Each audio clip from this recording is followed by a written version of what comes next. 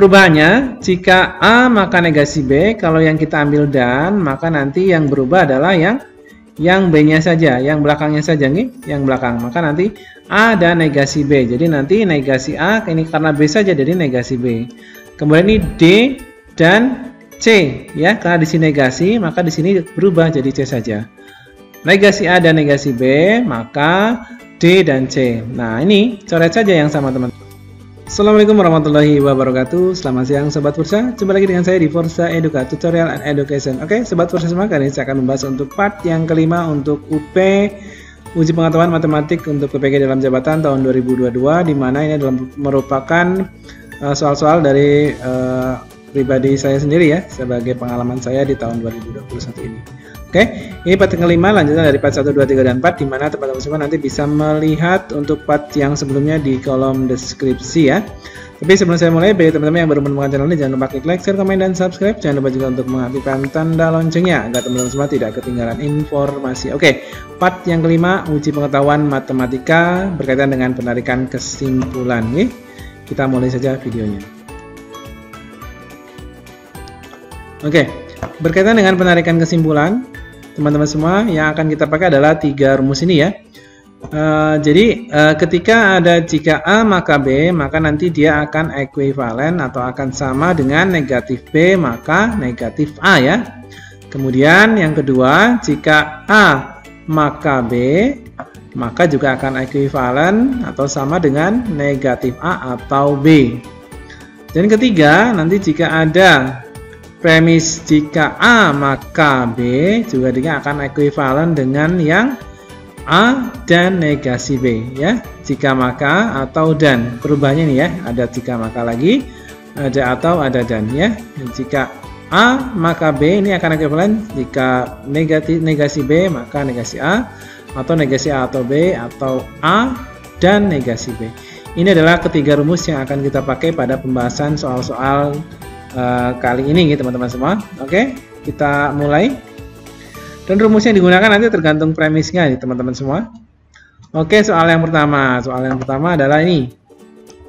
Kesimpulan dari dua premis berikut. Nah, jika negasi A maka B, maka D maka negasi C, dan D dan C adalah, apakah A kesimpulannya A maka negasi B maka A dan negasi B, atau negasi B dan negasi A. Oke, yang pertama ini adalah sebagai premis pertama teman-teman semua, dan yang kedua ini adalah premis kedua. Oke, kita lanjutkan saja. Jadi ubahlah premis yang pertama ini ke bentuk premis yang kedua. Jadi kalau yang premis pertama ini jika maka nanti dirubahnya ke bentuk dan ya, ke bentuk dan semua. Oke, yang pertama teman-teman semua, ini akan kita rubah, juga ini akan kita rubah ya. Premis kedua langsung kita tarik ke sini teman-teman. Oke, kita pakai yang merah ya. Premis kedua langsung kita tarik ke sini. Oke, D dan C. Jadi kita rubah ke bentuk dan semua. Gitu nggih. Maka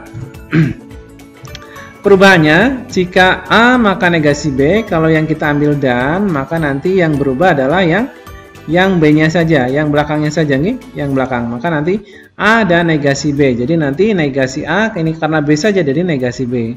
Kemudian ini D dan C ya, karena di sini negasi, maka di sini berubah jadi C saja.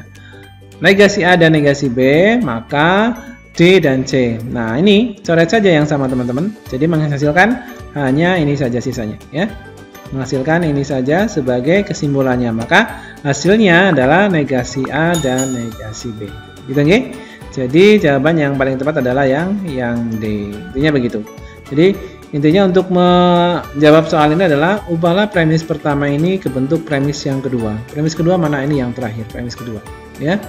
Jadi nanti ini dirubah, ini juga dirubah. Yang sama tinggal dicoret saja. Sisanya adalah kesimpulannya. Oke, lanjutkan teman-teman semua. Simpulan dari dua premis, jika negasi A maka B, maka jika negasi D maka negasi C. Dan premis yang kedua, negasi B, jika negasi B maka A. Nah, ini premis yang kedua ya. Ini premis yang kedua, ini premis yang pertama. Nah, ini pilihannya nanti apakah A negasi C maka negasi D, B negasi D maka negasi C, ataukah C negasi C atau negasi D, ataukah yang D negasi D dan negasi C. Sama teman-teman semua. Jadi kita rubah premis yang pertama dan premis yang pertama ini ke bentuk premis yang kedua. Premis yang kedua tinggal kita taruh saja di bawah sendiri teman-teman. Maka nanti yang ini jika negasi A maka negasi B, ya. Nah, ini jika negasi A maka negasi B, ini sudah ya, sudah dirubah ya. Yang kedua, jika negasi C maka negasi D. Nah, ini akan ada yang sama teman-teman. Nah, ini tinggal coret saja. Maka nanti kesimpulannya adalah C maka negasi D. Ya, ini tidak ada yang dirubah ya, karena ini sudah jika maka semua ya. Jadi tinggal kita coret saja yang sama. Gitu nggih? Jadi kesimpulan adalah yang ini. Ya, kesimpulannya berarti sisanya adalah yang ini.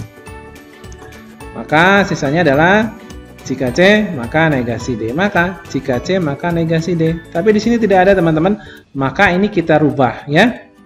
Karena jika makanya tidak ada pilihannya, maka kita rubah ke bentuk ataupun dan ya.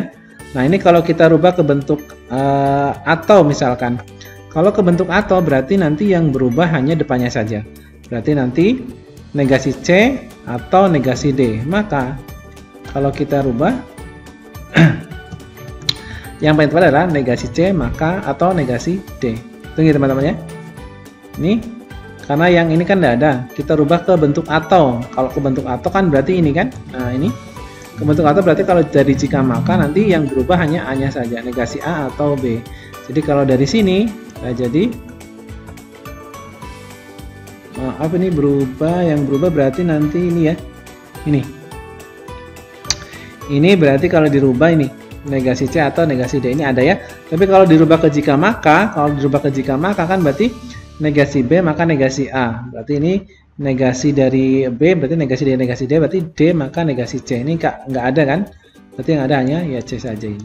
Oke, teman-teman semua, mungkin cukup ini ya untuk pembahasan soal penarikan kesimpulan. Mudah-mudahan bisa membantu teman-teman semua. Saya Iris, selamat siang. Assalamualaikum warahmatullahi wabarakatuh. Sampai jumpa di next video.